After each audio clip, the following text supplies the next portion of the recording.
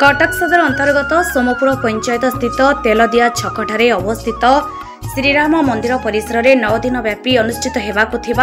32तम वार्षिक महोत्सव आज शुक्रवार ठारू शुभारंभ होइछि। एही उपलक्षे आज महिला माने कलश शोभायात्रा रे जाई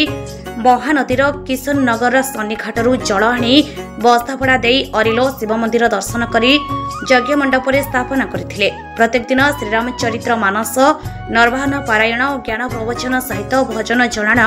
अनुष्ठित हेबो बोली आयोजन मानक पक्षरु जणा पड़िछि। 13 तारिख दिन यज्ञ महोत्सवर उद्यापन हेबाकु थिबा बेले एही कार्यक्रम पंडित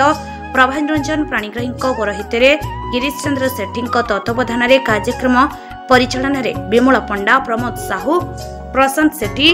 सचित्र साहू दिव्यज्योति साहू त्रिनाथ बेहेरा मानस ज्योति प्रकाश मानस सेठी जगबंधु स इंजीनियर अशोक भोई समेत ग्रामवासी माने सहायता करुछंती। समस्त भक्त मानक पई प्रसाद सेवन व्यवस्था रहिछि।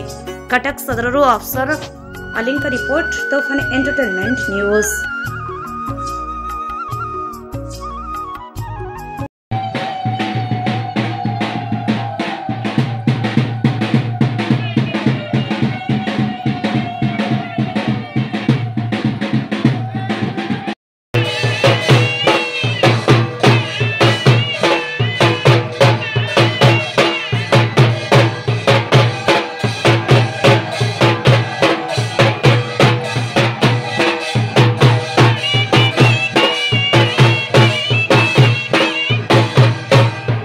मधुस्मिता साहू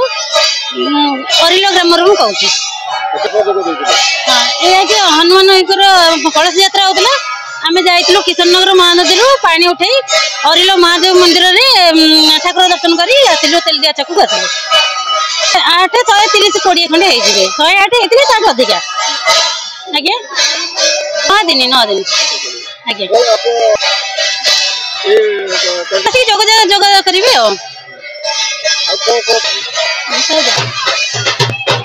प्रत्येक दिन समस्त लोक मैंने आसवे ये भजन प्रोग्राम हम प्रसाद सेवन भी हम सब लोक मान अनुरोध करूँ ए जगह को आसिकी। मो ना विमल चंद्र पंडा ग्राम बस्तपड़ा आलदिया हनुमान कमिटी अच्छी आज है आम कार्यक्रम प्रथम दिवस आज आमर प्रथम ये अनुष्ठान कौन हुए ना कलश यात्रा हुए। प्रथम आज आम किशन नगर शनि मंदिर पाखर पानी उठेले 108 कलश महिला थिले जो माने कि पानी उठेक आसिक अरिलो पंचायत ऑफिस पाखर आसिक बर्तमान एठी आम पहुँचुचु। आ ये कार्यक्रम 9 दिन धरी चलो आसंता काली ठारू आमर प्रवचन कार्यक्रम आरंभ हो। एथिपाई बहुत नामी नामी प्रवचक आसंती आपर प्रत्येक दिन प्रवचन चलो आ संध्या बेले भजन कीर्तन प्रोग्राम हुए यही भाव 8 दिन आज पर 8 दिन रहा चलो आउ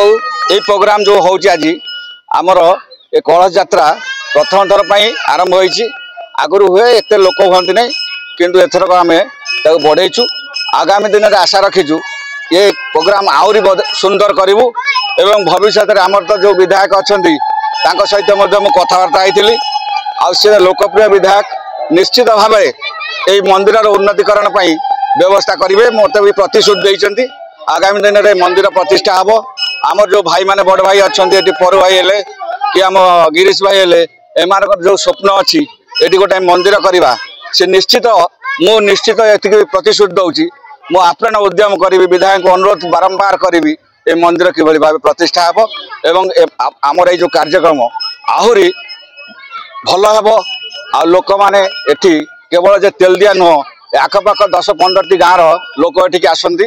एरिया प्रथम हनुमान मंदिर है तेलदिया। भक्त मान को यही वार्ता रखी आपण मैंने प्रत्येक दिन आसतु एवं जो सुंदर